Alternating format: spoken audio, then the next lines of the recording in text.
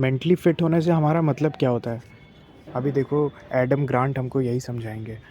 When people reflect on what it takes to be mentally fit. अभी जो है ना, एडम ग्रांट जो ऑथर हैं हमारे इस बुक के, वो बताते हैं कि मेंटली फ़िट होने का मतलब क्या होता है। जब लोगों से पूछा गया कि मेंटली फ़िट होने से तुम क्या समझते हो, है ना, तो लोगों ने बताया, या फिर उनके दिमाग में सबसे पहला आइडिया ये आया, the first idea that comes to mind is usually intelligence, है ना। तो जब ऑथर लोगों से पूछते हैं या फिर लोग खुद से अपने आप से पूछते हैं कि मेंटली फ़िट होने का मतलब क्या होता है, तो फिर हम सब इंसानों के दिमाग में ये सबसे पहले थॉट आता है या फिर ये आइडिया आता है कि हम, अगर कोई बंदा बहुत इंटेलिजेंट है तो वो बहुत मेंटली फ़िट होगा। ठीक है, अब इंटेलिजेंट है इसका मतलब क्या है? The smarter you are, the more complex the problem you can solve.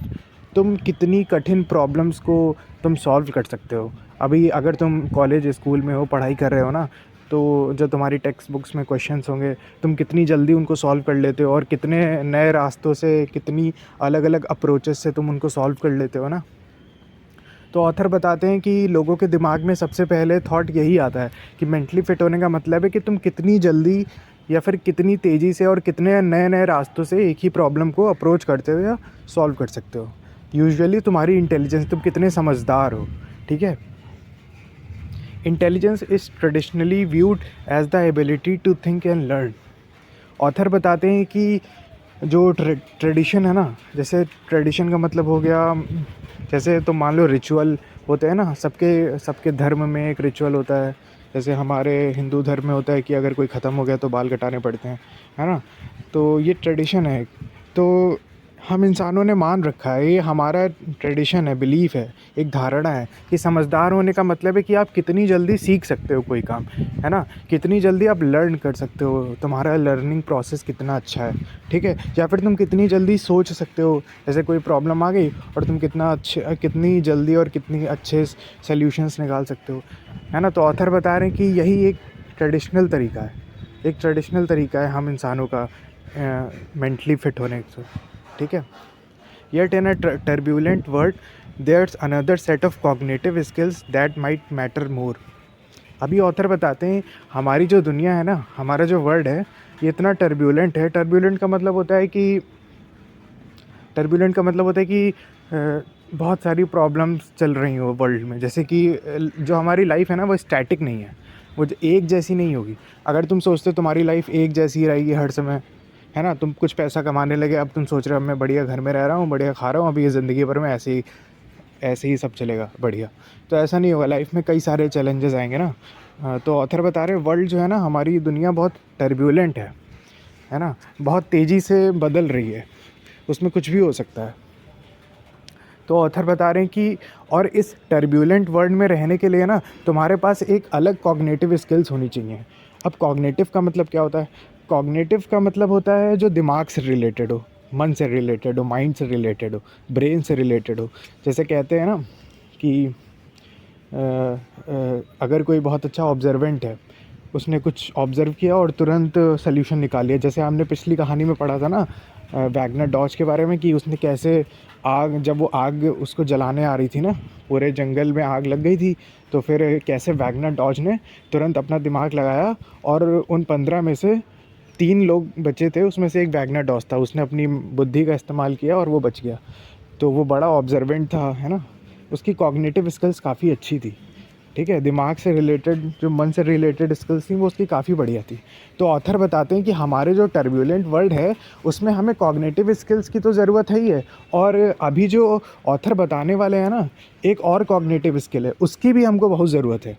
अगर वो स्किल हमारे पास नहीं है, तो फिर हम इस टर्ब्यूलेंट वर्ल्ड में ना खुश नहीं रह पाएंगे, या फिर खुश रह भी लेंगे तो फिर हम बहुत ज़्यादा सक्सेसफुल नहीं हो पाएंगे।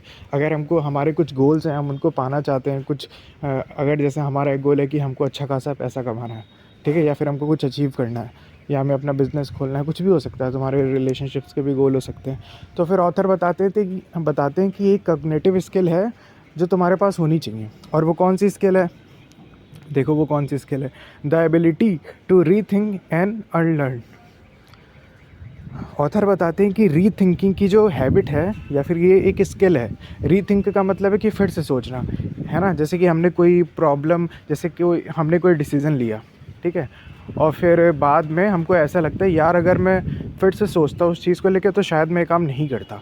तो ऑथर बता रहे हैं यही जो आदत है ना कि रीथिंकिंग की, अगर तुम्हें शुरुआत से डेवलप करते चलोगे ना तो फिर तुम्हारी लाइफ बहुत काफ़ी वो हो जाएगी, काफ़ी मतलब तुम काफ़ी डेवलप कर सकते हो अपने कुछ भी क्रिएटिव काम में, तुम काफ़ी क्रिएटिव हो सकते हो किसी भी काम में। तो ऑथर का ये बताना है कि एक कॉग्निटिव स्किल है जो है रीथिंकिंग की, ठीक है, और ये बहुत ज़्यादा मैटर करती है और लोग इसके बारे में नहीं सोचते रीथिंकिंग को।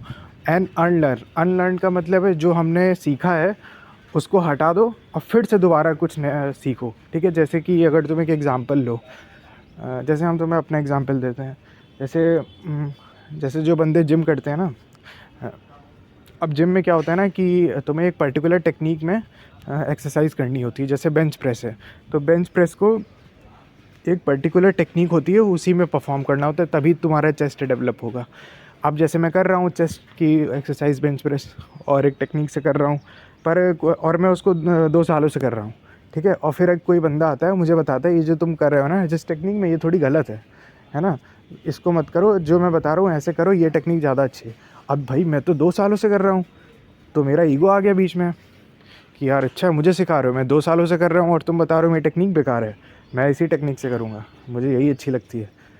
लेकिन जब हो सकता है उस बंदे की टेक्निक काफ़ी अच्छी और वही सही टेक्निक हो, पर मेरा ईगो आ गया कि यार मैंने 2 साल लगाए अपने इस टेक्निक को सीखने के लिए और यही बेस्ट टेक्निक है चेस्ट को ग्रो करने के लिए, तो फिर हो सकता है वो टेक्निक मेरी गलत हो, पर मेरा ईगो आ रहा है ना, अब मैं कुछ नया नहीं सीख पाऊँगा। तो ऑथर बताते कि अनलर्न करने की मतलब जो तुमने सीखा है अपना ईगो हटाओ और उसको भूल जाओ। हो सकता है कोई बंदा तुम्हें कुछ नया सिखा रहा हो तो उसको फिर से सीखो, रीथिंक करो, ठीक है। तो ऑथर बताते हैं ये कॉग्निटिव स्किल जो है ये काफ़ी इंपॉर्टेंट है, रीथिंकिंग की और अनलर्निंग की, ठीक है।